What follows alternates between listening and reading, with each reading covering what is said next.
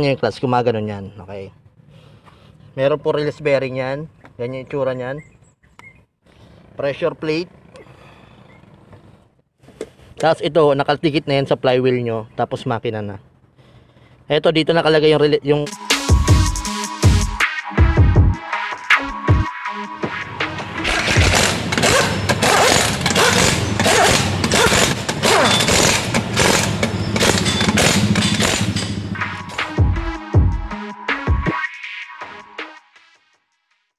Gandang araw po.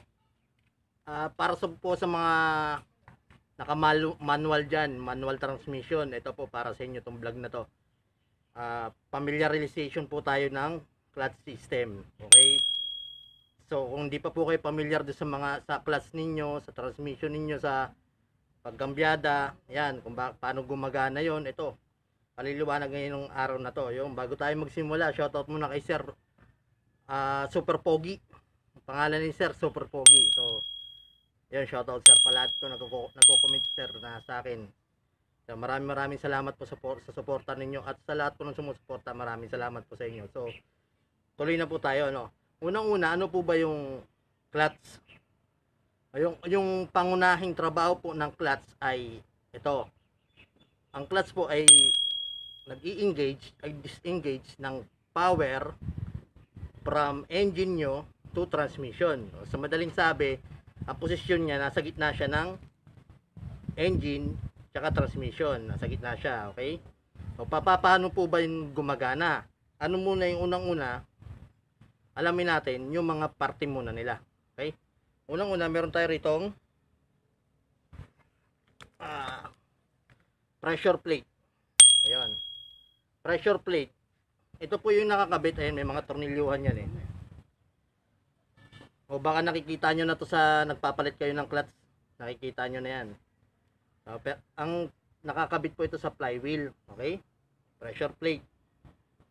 Ayan eh, may mga diaphragm spring. May mga spring yan. May paliliwanag ko sa inyo paano sila nagtatrabaho. Familiarization muna tayo. Clutch disc. Ayan, clutch disc. Release fork. Release fork.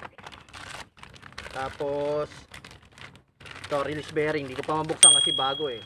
Sayang naman, baka kalawangin kasi pag maluma. Tapos bearing.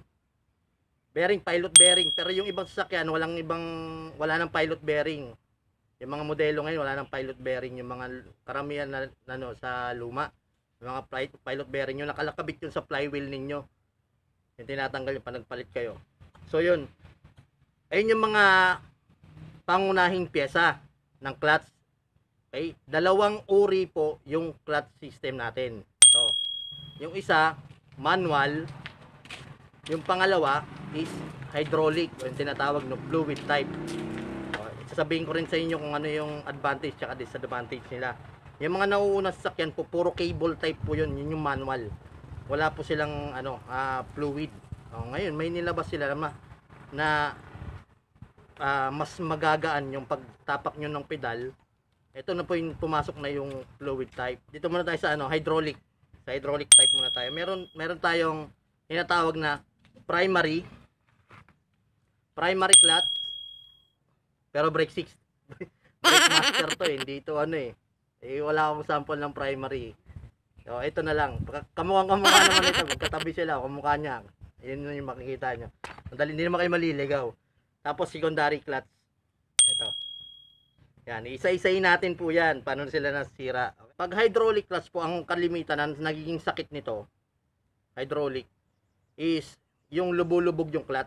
Tapos ayaw na maipasok yung cambio. Or hirap ipasok yung cambio. Kahit nakatapak na yung clutch o malambot na yung clutch. Ito yung nangyayari. Kasi, sa loob po nito, meron tinatawag na repair kit. Siya po yung dahilan ito. Repair kit. Siya po yung dahilan nang tumutulak siya ng fluid. Nagkakaroon ng engage, disengage. From pedal po ito, pedal. Ito nakakabit to sa pedal eh. Ayan. Ito yung pedal nyo. So, tinapakan nyo, tutulak siya. Magre-release ng fluid. Papunta sa baba. pupunta rito. Pupunta rito sa secondary. Secondary naman, bobomba naman ng fluid. Itutulak niya naman si, yan, ganyan. May ano to may tinidor to rito, yan. Tutulak naman niya yan. Ito naman, si fork naman, ito yung release bearing. Ayan, itsura niya. Si fork niya, pag nagtapa kayo ng pedal, bubugan ng fluid dito.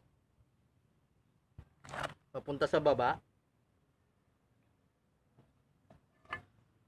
Ito, pag pupush niya yan,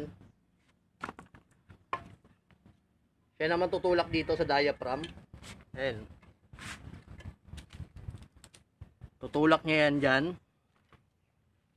Kasi ito nakakapit to sa flywheel Nakakapit sa flywheel doon sa ending nyo. So pag nag-push kayo ng ng clutch, nag-i-disengage yan. Kaya ang dahilan kaya hindi kayo umaandar. Kahit tapakan yung cylinder pag nakatapa kayo sa clutch ninyo. So yun po yung hydraulic. Pangalawa, manual naman ito. Yan, ito may sample tayo ng manual naman dito. Yung manual na tawagin, merong clutch cable. Sa halip na yung pinakita ko sa inyo ng hydraulic clutch, may primary, secondary clutch. Ito naman cable type. Madalas to nakikita natin sa mga sinuunang sasakyan. Okay? Pag natapak naman kayo ng clutch, hahatakin niya naman to. Hahatakin niya ganun yan. Yan, pareho lang ng pareho lang ng pag nagtapak ka ng hydraulic o fluid type. Pag tinapakan mo yan, ito magpupush siya, tutulak niya naman dun sa pressure plate para mag-disengage yung clutch lining ninyo. Okay? And paano natin malalaman na kung sira sila? Ito, sabihin ko na sa inyo, isa-isayin natin yan. Ayan. So yun, paano po ba natin malalaman kung sira? Ito. Ano muna tayo sa fluid type. Ito sa primary, nakakonect ito sa pedal ninyo. Pag nakaramdam kayo ng lumulubog, kakapain nyo to. Makikita nyo yung sa pedalan pagka sinilip nyo sa may pedal, sinilip nyo. Ito, basa ng yan. Kasi nagkakaroon ng leak. Ang una nasira dyan, ito, yung goma.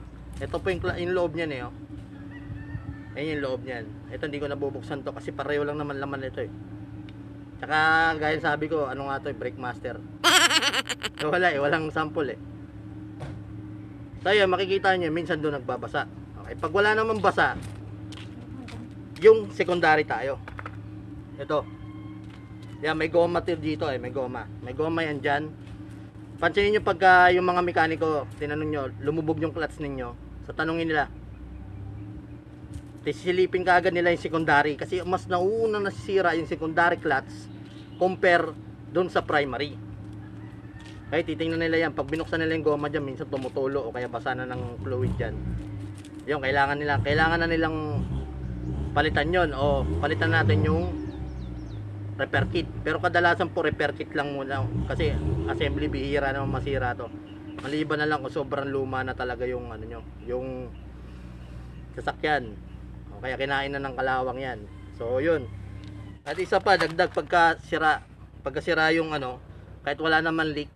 Pag walang leak, sasabihin nyo, tatanong nyo, bakit ganun? Di naman nagbabawas pero lumulubog. Kasi ibig sabihin yung inner lang yon, sira na yung goma nyo, yung inner, doon nagkakaroon ng leak. Hindi siya lumalabas sa loob. Yung inner leak, ang tawagin namin, inner leak. Kaya lumulubog yung clutch ninyo. Okay? Bibigyan ko na rin kayo ng tips. Ito, halimbawa, wala kayong, nasa langaning lugar kayo. Baklasin nyo lang tong goma na to. Ang goma nyo, baklasin nyo. Lagyan nyo ng teflon yan. Tapos ibalik nyo yung goma. Ingatan nyo lang magsira. Yung gagana na ulit yun. Yung mga remedyo. Okay? Tapos ano pa ba yung mga nasira dyan? Ito, bearing. Release bearing. Ayan. Pag may ingay yung clutch, yung may maingay, tapos tapakan nyo yung clutch nyo, nawawala. Or walang ingay, tapos pag tinapakan nyo yung clutch, nagkakaroon ng ingay na parang gargal ng bearing, gumaganon yung nyo. Ito na yung kumpirmado. Release bearing yung sira. Okay? Ito, pressure plate. Bihira nang masira to Ito lang, lumulubog yan, nagkakaroon yung bakat yan. Bakat ng release bearing. Ayan, ito, humihina yan. Ito, pagka matigas na yung clutch pedal nyo, ito yun. Ito yung nagiging problema niya, clutch pedal. Tapos ito. Kaya ito, pinapalitan ng buo ito. Ayan. Clutch lining. Paano natin malalaman yung kung sira na? Slide na. Ito yung ano, nararamdaman natin, slide na yung clutch nyo o wala nang hatak. Yung ramdam na ramdam nyo, nakarekta na kayo, galit na yung makina ninyo, ayaw pa rin humatak, yung slide na. O kaya nangangamoy na to. Ngayon, ayun po yung sira. Okay, dun tayo sa manual. Kaya pag manual naman, wala nang primary clutch, tsaka secondary clutch, so wala nang maglilik. Ang nagiging problema ho nun, yun, ingay na lang, yung bearing natin, pressure plate, tumitigas. Pero ang sakit naman ito, katagalan, tumitigas yung cable nyo. So, pinapalitan naman yung cable nyo. Yung cable, pinapalitan na lang yun. So, yun. Yun lang yung, clutch system natin. Kung paano sila nasira. Ito, bubuuin natin. So, ayan, bubuuin po natin. Ito yung release port nya. Oh. Ayan yung nagtutulak. Pag tinatapakan nyo yung clutch, gumaganon yan. Okay. Meron po release bearing yan. Ganyan yung itsura nyan. Yan, ganyan. Yan. Tapos, pressure plate. Yan, ganyan yan. Yan, nakaganyan. Ganyan yung itsura nyan. Pag pinress nyo yung clutch, ito, kaganon yan. Siya yung dahilan ko lagi disengage. Clutch lining. Tapos ito, nakatikit na yan sa flywheel nyo. Tapos makina na. Ito, dito nakalagay yung pilot bearing na sinasabi ko. Sa dulo, nakalagay naman sa flywheel. No? Nakalagay yan sa flywheel nya. So, ganun lang yung trabaho nyan. Ayan, ayun yung itsura nya.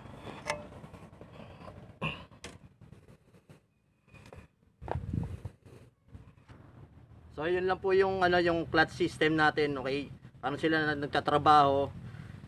Paano sila nasisira? So, pwede naman po kayo magtanong sa akin, mag-comment lang po kayo o kaya mag-message kayo sa akin. Kung may katanungan kayo, libre lang naman po, di naman po kayo sinisingil, wala pong bayad yun, okay? So, yun, sana po nakatulong sa atin to.